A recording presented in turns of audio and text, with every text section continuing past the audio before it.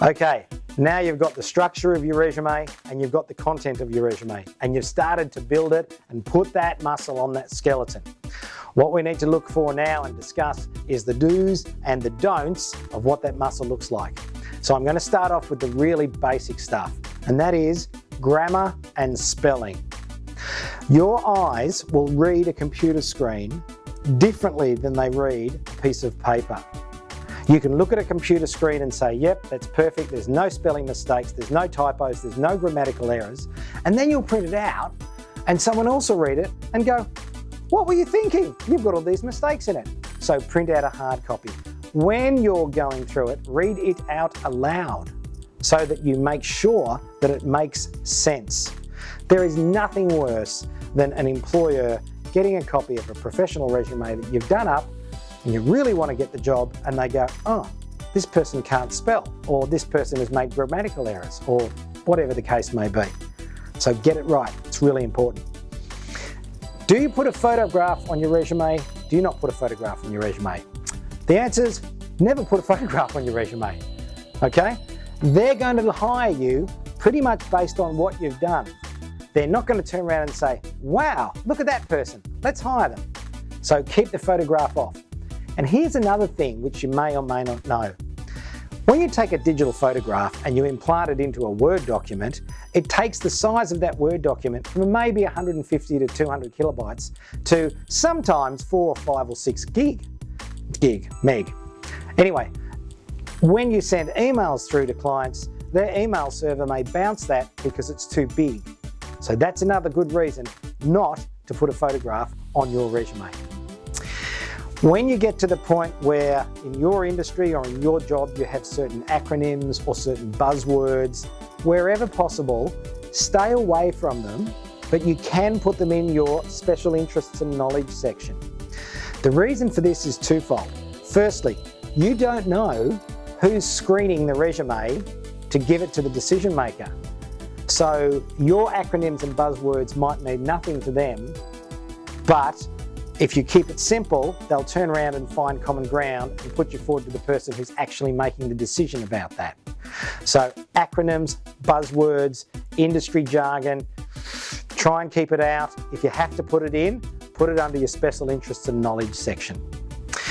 Now I want to talk about the blah, blah, blah.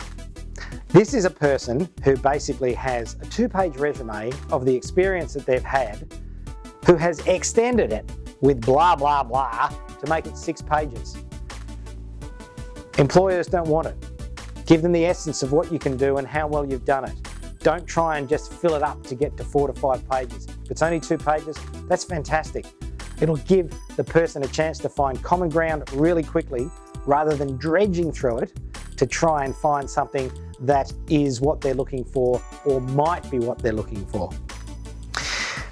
As far as your titles are concerned, make sure that what is on your business card or what is your title at work is the one you put on the resume.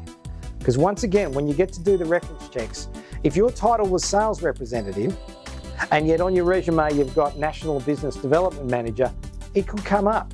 What's the point? I mean, one of them sounds good, but that's only for your ego. If you're self-employed, right, yes, you can put Managing Director. But by putting Managing Director, you're implying that you ran a company with lots of staff and that was only you. It looks silly. So make sure your title is what it was. War and Peace.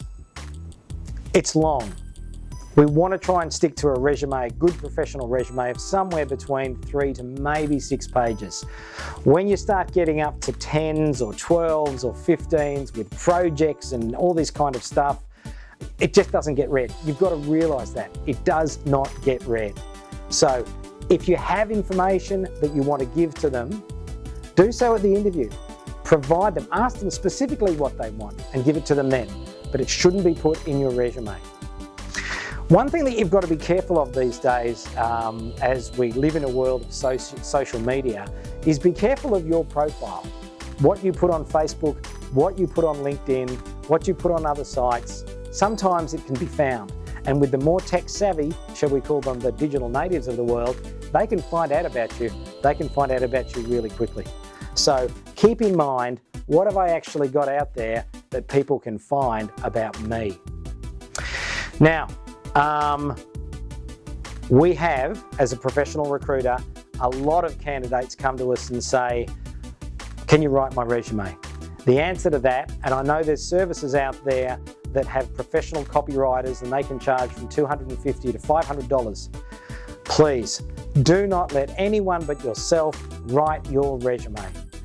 If I'm sitting down and doing an interview with you and basically I start going through your resume and then talking to you about it, I'm going to know within about 3 to 5 minutes that you didn't write this document. And that means to me, who are you? You're probably lazy. What is this document trying to hide? So don't do it. Sure, take the structure that I've delivered to you in the last lesson and put your own meat on it.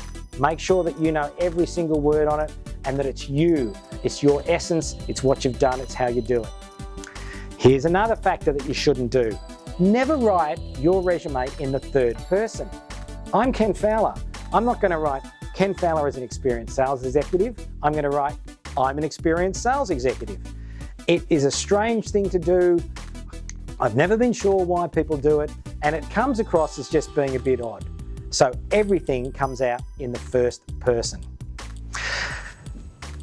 Many people make mistakes in their career. They join companies for a short period of time and it doesn't work out. Either the job wasn't what they thought it'd be, the job was misrepresented to them in the first place, they were made promises that were not delivered on, and they left in a very short period of time. The general consensus is that it doesn't matter, you should leave it out. I've always believed that you should put it in, and you should put a reason why you left after a short period of time. And the reason is this: when the reference checks are done and they say, oh yeah, Ken worked at this company, and when he joined you, he was working for that company beforehand. Is that correct? No, he just left another company. And what you've got there is a situation where you've lied through omission. You've left something out. And of course, the next question that comes out is, what else have they left out? What other lies are in here? And, you know, the seed of doubt is planted. So the biggest do not do is lying on your resume. No matter what happens, make it the whole truth and everything, including the truth.